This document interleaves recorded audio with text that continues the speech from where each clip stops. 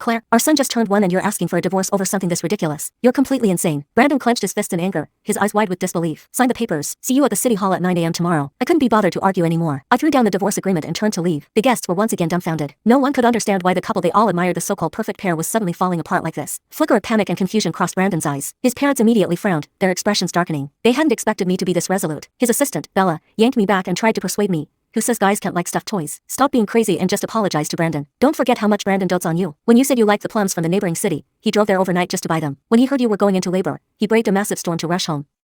He even got into a car accident, but still ran to the hospital with blood all over his head. He sleeps in a separate room so he won't disturb you and the baby. Why can't you see how much he's done for you? The guests began to criticize me as well. Bella is right, your life is going just fine. Why are you making a scene? Do you know how many people envy you for marrying such a good husband? Maybe it's postpartum depression. Your emotions have been all over the place lately. Something's bothering you. Sit down and talk it out. Don't go throwing around the word divorce like that. Brandon took a deep breath, steadying his emotions, then stepped forward and pulled me into his arms. Honey, he said softly, we've been through 12 years together, meeting, falling in love, building a life side by side. I know you. You're gentle, never the type to lose your temper. I know childbirth was hard on you and you've been juggling the company too. Are you struggling with something? Feeling overwhelmed? Just say the word, we'll face it together.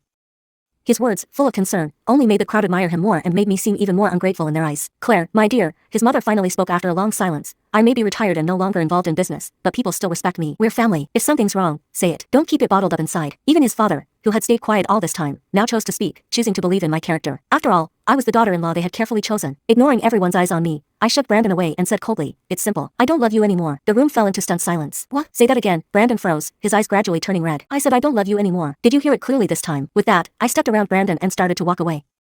Stop right there. But the next second, Bella yanked my arm forcefully and snapped. Can you stop making a scene already? Even I, his assistant, can't stand watching this anymore. Have you forgotten how much you used to love Brandon? You chased him for 3 whole years, and it took another 6 years before you two finally got married. Have you forgotten what you said at the wedding? To hold his hand and grow old together, never leaving one another. And your child is already 1. Do you really want him to grow up in a broken family? She was clearly siding with Brandon. I glanced at her with a half smile. And what's it to you? Why so worked up? Don't tell me you. Before I could finish, Bella cut me off, her tone turning even more arrogant. Anyone with a conscience would be disgusted by how ungrateful you are. You came from nothing and yet Brandon never looked down on you. He even arranged for you to work at his company.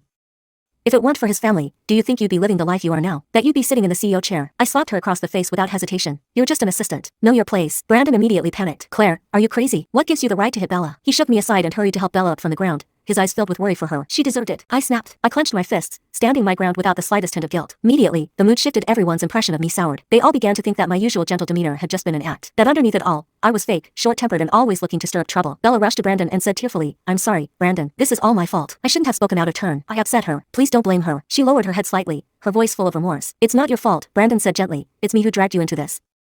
Then he turned to me, speaking humbly, honey, this is between us. There's no need to take it out on someone else. Today is our son's first birthday. Can we not do this? Please, I'm begging you. As he spoke, tears welled in his eyes. His calm and compromise, my recklessness and defiance. The contrast couldn't have been more stark. And just like that, the guests all stood firmly on Brandon's side. His father, Edward, took a deep breath, trying once more to speak kindly. Claire, all these years you've been diligent, devoted to the family and very respectful to us. There's no need for things to escalate like this. If you can provide solid proof that you've been wronged, I promise I'll stand up for you. He was offering me a way out, but I didn't take it. Instead, I remained just as cold and resolute as ever. I'm ending this marriage, no doubt about it. Edward's face darkened instantly, his expression stormy. Tears streamed down Brandon's face as he looked at me. Honey, is there someone else? Say whatever you want. If that's what you want to believe, fine. I answered flatly. Enough. Edward finally lost his patience and roared. Claire, don't think we're that easy to push around. I'm giving you 3 days to think this over. Either you go back to living properly as husband and wife, or we'll see you in court. And don't expect to walk away with anything. Don't forget everything you have today was given by me. His words landed heavy. Everyone thought that would be the moment I gave in. But I turned and walked away without looking back. Outside, my junior, Ethan, had already been waiting for a while. I've sent someone to Endora, he said with a smile. The answers you're looking for should be coming soon. Thank you. I'll be facing Brandon in court in 3 days. I'll need you there as my lawyer. Exhausted in both body and mind, I slumped into the back seat and pulled out my phone, opening a saved surveillance video. On the screen, Brandon's beloved teddy bear could be seen swaggering out of the side bedroom. Then, unbelievably, it started dancing right in front of the living room camera. 3 days. That was all the time I needed to prepare and bring everything to light. I had planned to stay at a hotel, but my card was declined, every account frozen. That's when it hit me. Over the past year, control over the finances had quietly returned to the Shaw family's hands. Even the account name of a bank card I had used for 20 years had quietly been changed to Brandon's. To the outside world, I seemed to be living in a happy, harmonious family, but in truth, I was all alone. After spending a night at Ethan's place, I went to the company the next day to pick up a few things. The moment I stepped into the lobby, I was met with a wave of sneering comments from the staff. She really hooked a rich guy and still doesn't know how lucky she is. Filing for divorce. Dumber than a pig. So what if Mr. Shaw likes cuddling a teddy bear to sleep? That's nothing. I like them too. She probably got tired of him because he's gained a bit of weight. Wouldn't be surprised if she's got 7 or 8 boy toys stashed somewhere. The way they looked at me was like I was some monstrous criminal full of judgment, scorn and disgust. Before I could say a word, a voice spoke up behind me. Enough. All of you shut your mouths. Who gave you the right to gossip like that? Get back to work. It was Brandon. Only then did the employees disperse, grumbling under their breath. Honey, he said, stepping forward. I bought you a watch. Try it on. He pulled a sleek, brand new wristwatch from his bag. Gasps echoed instantly around the room. A Patek Philippe limited edition. Only 3 were ever made and all were sold to mysterious collectors. Mr. Shaw must have pulled every string he could to get that watch. He's so thoughtful. Everyone looked on with admiration and envy, but my expression remained cold as I refused. I'm just here to get my heirloom. You can keep the watch for the teddy bear. The words hit hard. Brandon froze. The employees were instantly outraged, calling me heartless and ungrateful. I ignored them all and headed upstairs without a glance. When my parents passed away, the only thing they left me was a pendant said to ward off evil. Had always worn it around my neck. Later on, Brandon often complained that his office felt eerie, like something strange was lurking. So I took off the pendant and hung it in his office. For since then, the strange noises stopped. But now, he didn't deserve to have it. As soon as I stepped into his office, I saw Bella playing with my son. Mrs. Huxley, she greeted sweetly. Thank goodness you're back. Nothing's more important than a happy life. Come take a look at your son. He's so adorable, how could you possibly bear to abandon him? Bella held my son as she stepped in front of me, trying to sound gentle. I frowned in disgust.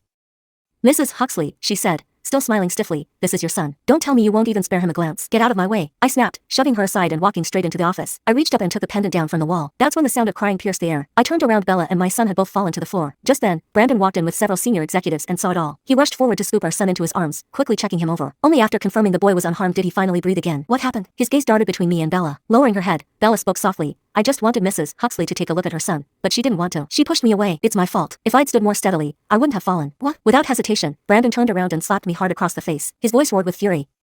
How could you become so heartless? That's your own son. He's only a year old. What if he'd gotten seriously hurt? But my expression didn't waver. Say whatever you want, I replied coldly. Even if he died from the fall, it wouldn't be my problem. The room fell into stunned silence. Brandon trembled with rage, eyes brimming with tears. Bella pointed a finger right at my face and snapped. Do you even hear yourself? Cursing your own son to fall and die, how heartless can you be? You're beyond saving. Nuff, stop wasting your breath on her. Brandon looked at me, trembling, wiping away his tears. I'm completely disappointed in you. Get out of here. I can live just fine on my own and our son doesn't need a mother like you. We'll see each other in court. That last sentence was almost a roar, hoarse and furious. I didn't say a word. I turned around and left. Very soon, news of my divorce from Brandon spread all over the internet. All kinds of exposés popped up one after another. Some said I was keeping dozens of toy boys. Some claimed I often frequented clubs.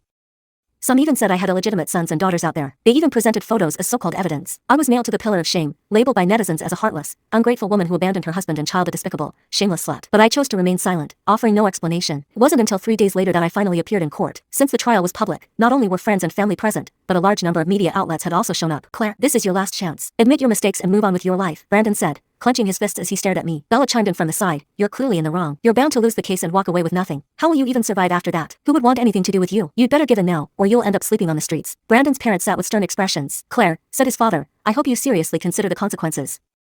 You don't stand a chance trying to divide assets just because Brandon sleeps with a teddy bear. Faced with their persuasion, I said nothing and calmly walked over to sit beside Ethan. The Shaw family all let out cold snorts in unison. The trial began. After reviewing the materials submitted by Brandon, the judge turned to me and said, sleeping with a teddy bear is not sufficient to constitute fault on the husband's part. However, the husband has submitted 50 intimate photos of you with other men. If you are unable to provide new evidence, this court will judge you as the party at fault based on the current facts. I stood up and responded, I have evidence. What followed was about to be a great show.